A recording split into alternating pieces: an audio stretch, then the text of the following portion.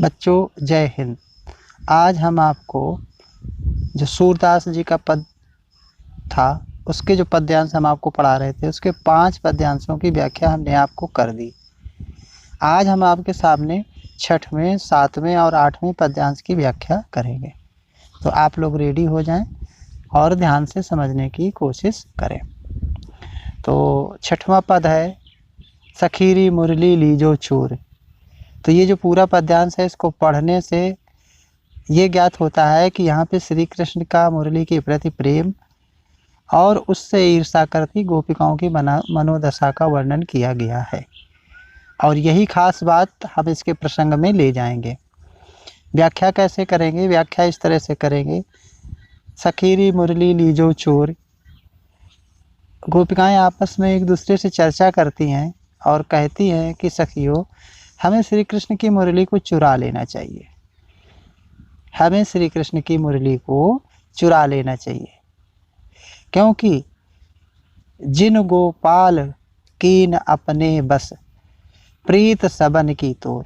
जिन गोपाल मतलब इसी मुरली ने, जिन गोपाल अर्थात इसी मुरली ने श्री कृष्ण को अपनी ओर आकर्षित कर लिया है। कीन अपने बस, अपनी ओर आकर्षित कर लिया या अपने बस में कर लिया है। प्रीत सबन की तोर, और श्री कृष्ण का हम लोगों के प्रति जो प्रेम था उस प्रेम को भी इसने तोड़ माने तोड़ कर, यानी उस प्रेम को भी इसने तोड़ दिया है इस मुरली ने। इस मुरली की वजह से ही श्री कृष्ण का गोपिकाओं के या हम लोगों के प्रति जो प्रेम था वो कम हो गया है। छिन एक भीतर, छिन एक घर भीतर निस्बासर धरत न कबहूँ छोर। आगे गोपिकाएं ये चर्चा करती हैं कि श्री कृष्ण मुरली को हमेशा अपने पास रखते हैं, मुरली को हमेशा अपने पास रखते हैं। छिन एक माने हो गया, छिन एक माने होता क्षण भर, यानी क्षण भर के लिए उससे अलग नहीं रखते। घर भीतर, घर के बाहर और घर के अंदर, घर भीतर माने घर के अंदर भी, और निस्बासर अर्थात दिन रात। कबहूँ धरत न कबहूँ छोर, ठीक है, कभी इसको अपने से अलग नहीं। छोड़ माने होता है छोड़ना, छोड़ते हैं, यानी कभी भी कृष्ण भगवान मुरली को अपने से अलग नहीं करते, चाहे दिन हो चाहे रात हो, एक क्षण के लिए भी भगवान कृष्ण मुरली को अपने से अलग नहीं करते, दिन रात उसको अपने साथ ही रखते हैं। कबहू कर कबहू अधरन कटि कबहू खोसत जोर। और क्या करते, कभी तो हाथ में रखते हैं, कभी अपने होठों से लगा लेते हैं, और कटि कबहू खोसत जोर, और कभी अपने कमर में खोस के रखते हैं। ना जानो कछ मेल मोहनी राखे अंग अंग भोरी। गोपिकाएं आपस में कहते हैं कि इस मुरली ने पता नहीं कौन सा, ना जाने कछ मेल मोहनी, और मेल मोहनी माने होता है जादू चलाना, मेल माने चलाना और जादू, मोहनी माने होता है जादू। तो इस मुरली ने पता नहीं कौन सा जादू चला दिया है, कौन सा मोहनी जादू कर दिया है। राखे अंग अंग भोरी, भोरी माने भुलावा, यानी इसने पता नहीं इस मुरली ने कौन सा मोहिनी मंत्र कर दिया है, कौन सा जादू टोना कर दिया है जो श्री कृष्ण इसके आकर्षण में आ गए हैं, इसके प्रेम में बंध गए हैं और हम लोगों को भूल गए हैं। अंग अंग भोरी, अंग अंग माने होता है प्रत्येक अंग अंग में बस गए हैं मुरली के। इस मुरली ने ऐसा कोई जादू कर दिया है। सूरदास प्रभु को मन सजनी बांधो राग की डोर। सूरदास जी कहते हैं कि गोपिकाएं आपस में कह रही हैं कि हे सजनी, इस बंसी ने श्री कृष्ण का मन प्रेम की डोरी से बांध दिया है। सूरदास जी कहते हैं कि गोपिकाएं आपस में यही चर्चा कर रही हैं कि श्री कृष्ण का मन इस मुरली ने प्रेम की डोरी से बांध रखा है या बांध दिया है। ये इसकी व्याख्या रही। अब इसका जो काव्य सौंदर्य लिखना होता है वो पाठ के प्रारंभ में ही बता दिया गया था और बार बार आपको वैसे ही लिखना है। भाषा होती है, भाषा रहेगी, इसमें भाषा ब्रज भाषा का प्रयोग हुआ, शैली रहती है, यानी पूरे जितने पद हैं सभी पदों में मुक्तक और गीतात्मक शैली ही प्रयोग है।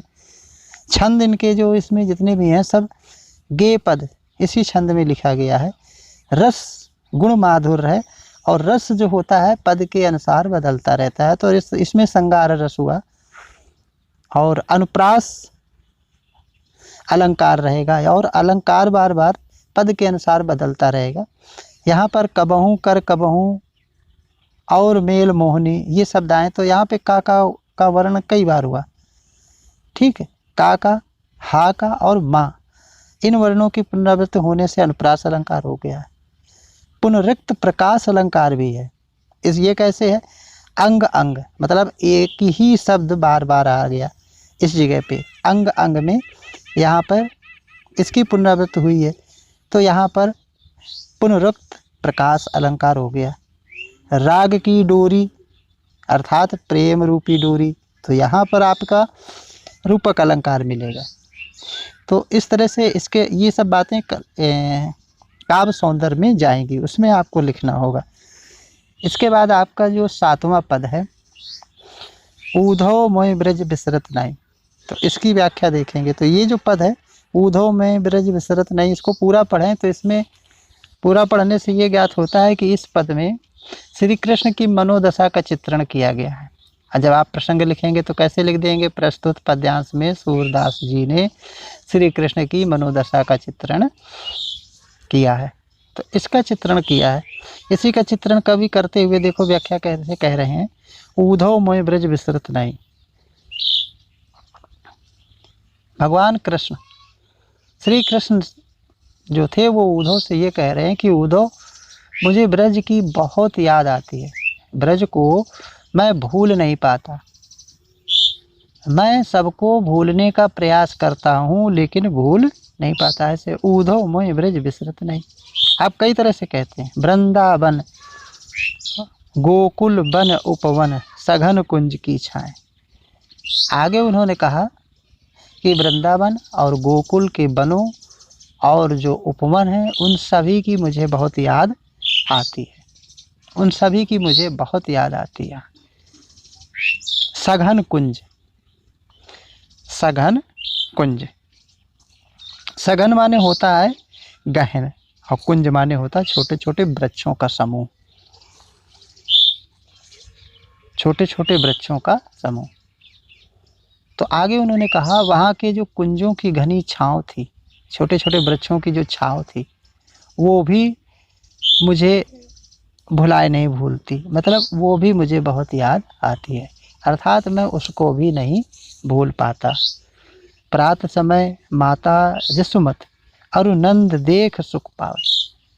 आगे कहते थे कि प्रातःकाल माता यशोदा और नंद बाबा मुझे देखकर बहुत प्रसन्न होते थे, हर्षित होते थे, अत्यंत सुख का अनुभव करते थे। प्रात समय माता यशुमत और नंद देख सुख पावत,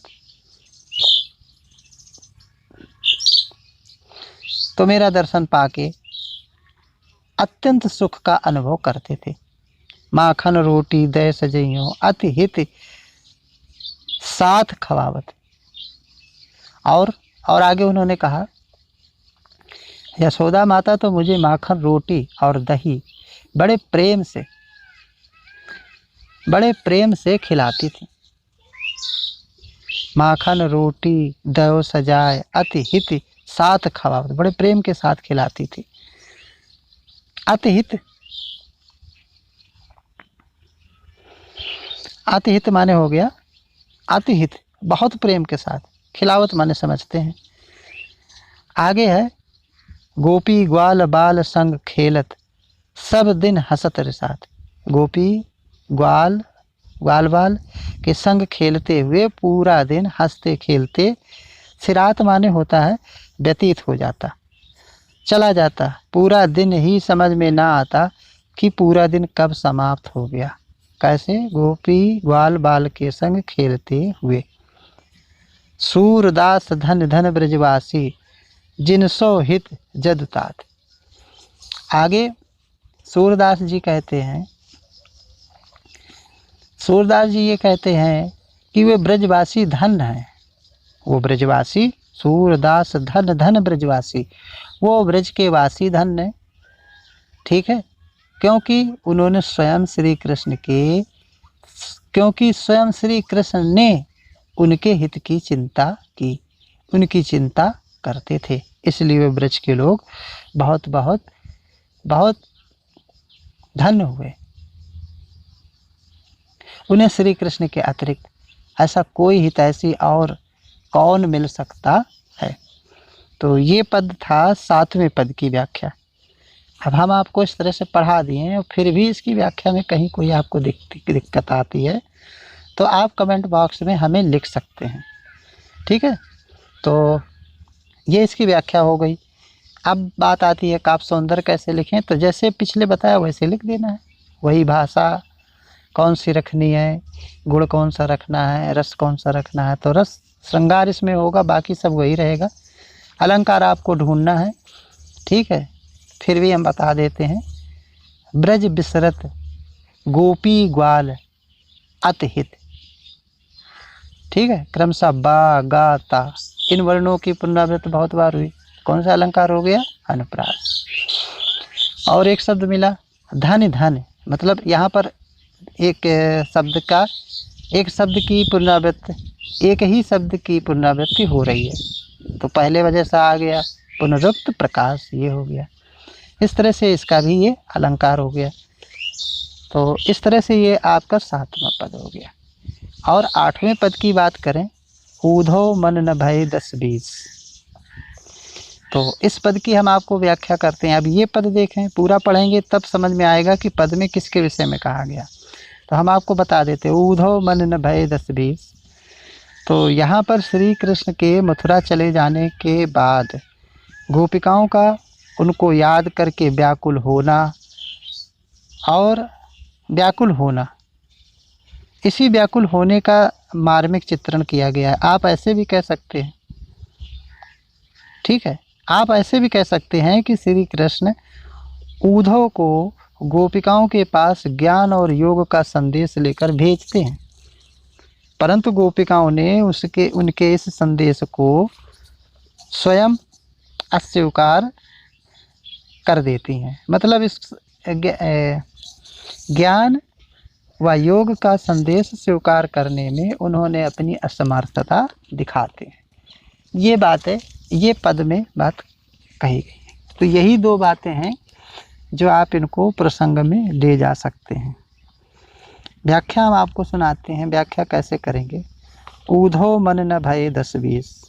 गोपिकाएं जो थीं वो ऊधव से कहती हैं, श्री कृष्ण ऊधो मन न भय 10-20। तो श्री कृष्ण, गोपिकाएं जो थी, प्रस्तुत लिखेंगे, स्टार्ट करेंगे। प्रस्तुत पद्यांश में सूरदास जी ने श्री कृष्ण के मथुरा चले जाने के बाद तो इसकी व्याख्या इस तरह से करेंगे। गोपिकाएं उद्धव से कहती हैं, उद्धव 10-20 मन मेरे पास नहीं है, मेरे पास तो बस एक ही मन था और वो भी कृष्ण के साथ चला गया। मेरे पास तो केवल एक ही मन था और एक ही मन था, वो भी कृष्ण के साथ चला गया। उद्धव मन न भय 10-20। एक हुतो माने हुआ करता था, एक हुतो सो गयो श्याम संग। एक था, वो भी श्याम के संग चला गया। को औराधे ईश, औराधे माने आराधना करे, ईश माने ईश्वर की। तो एक था, वो किसके साथ? कृष्ण के साथ चला गया। अब हम किस मन से तुम्हारे द्वारा बताए गए निर्गुण ब्रह्म की आराधना करें? तो तुम्हारे द्वारा बताए गए उस निर्गुण ब्रह्म की आराधना हम कौन से मन से करें? क्योंकि मन तो एक ही था। इंद्र शिथिल भई केशव बिन। गोपिकाएं कहती हैं, इंद्रियां, इंद्रियां माने आप समझते होंगे, इंद्र माने इंद्रियां, इंद्रियों का मतलब हाथ पैर नाक कान ये सब हुआ। इंद्र शिथिल भई, अब हम लोगों की इंद्रियां जो हैं वो कमज़ोर पड़ गई हैं। कैसी हो गई हैं? वो कमज़ोर पड़ गई हैं। शिथिल भई, भई माने हो गई हैं, केशों बिन, कृष्ण के बिन, ज्यों दे बिन शीस। जैसे पूरे शरीर से सिर को हटा दिया जाए तो बाकी की बची हुई इंद्रियां का कोई काम नहीं होता है, वो बेकार हो जाती हैं, निर्जीव के समान हो जाती हैं। उसी तरह से हमारी इंद्रियां शिथिल हो पड़ी हैं। केशों के चले जाने से हमारी इंद्रियां कमज़ोर हो गई हैं, बेकार हो चुकी हैं। हम शक्तिहीन हो गए हैं, हम निर्बल हो गए हैं, कुछ भी कह सकते हैं। आगे है, आशा लाग रहत तन श्वासा, जीवन कोट बरिस। कह रहे हैं कि अब तो इस शरीर में केवल सांस ही चल रही है। आशा लाग रहत तन श्वासा, अभी इस तन से कुछ सांसें चल रही हैं, कुछ सांसें शेष हैं। और वो भी चल क्यों नहीं? आशा लाग, अभी उन सांसों को इस बात की आशा है कि एक दिन कृष्ण आवेंगे जरूर, एक दिन कृष्ण लौट के आएंगे। इसी आशा के सहारे ये हमारी श्वासाएं जीवन कोट बरिस माने करोड़ों वर्ष तक अभी जीवित रह सकती। आशा लाग रहत तन श्वासा, जीवन कोट बरिस। समझ में आया?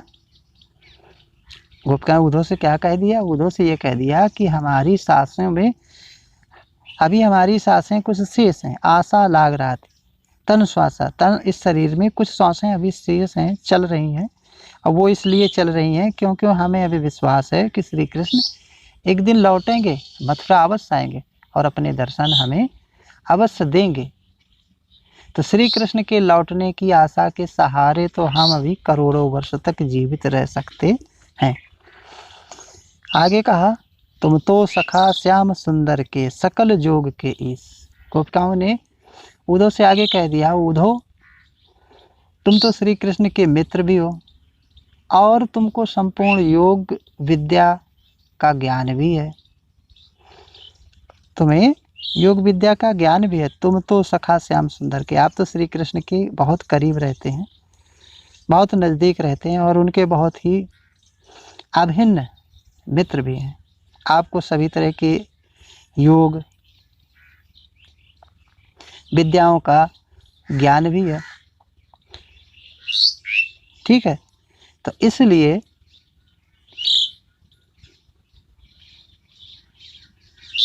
अतः आपको संपूर्ण योग विद्या मिलन के उपाय को आप जानते भी हैं, इसलिए तुम श्री कृष्ण से हमारा मिलन कैसे हो सकता है, इसके विषय में आप हमारी मदद करें। गोपिकाओं ने उद्धव से क्या प्रश्न कर दिया?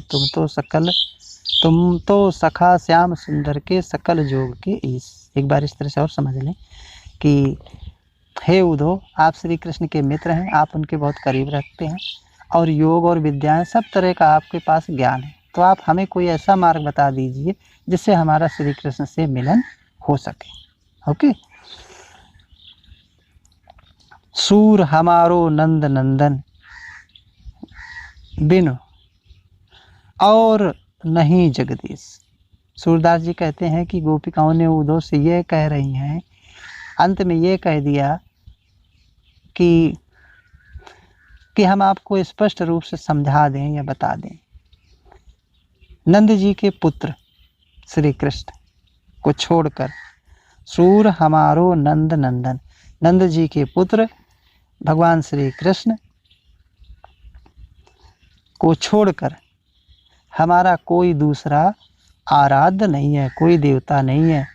जगदीश अरे मेरा कोई भगवान नहीं है, मेरे जो कुछ हैं वो सब श्री कृष्ण ही है। ऐसा गोपिकाओं ने उद्धव से कहा। ये 8वें पद की व्याख्या थी। काव्य सौंदर्य की चर्चा करेंगे तो फिर भी वही सब कुछ रहेगा जैसे पीछे के बता के आए। रस बदल रहा है तो रस के विषय में हम बता दें कि यहाँ पर श्रृंगार वियोग है। दुख की बात हो रही, दुखी हो रहे हैं तो श्रृंगार वियोग ये इसका रस है। अनुप्रास अलंकार भी है, उपमा अलंकार भी है और श्लेष अलंकार भी है। अब आप ढूंढेंगे कहाँ कहाँ पर है, ढूंढ पाएंगे तो, और नहीं तो ऐसे ही आप लिख सकते हैं कि अनुप्रास, अनुप्रास अच्छे से पहचान लेंगे। ठीक है। उपमा अलंकार कही गई है, ज्यों दे बिन शीस, अर्थात बिना सर के प्राणी, यहाँ पर उपमा करी गई है। श्लेष अलंकार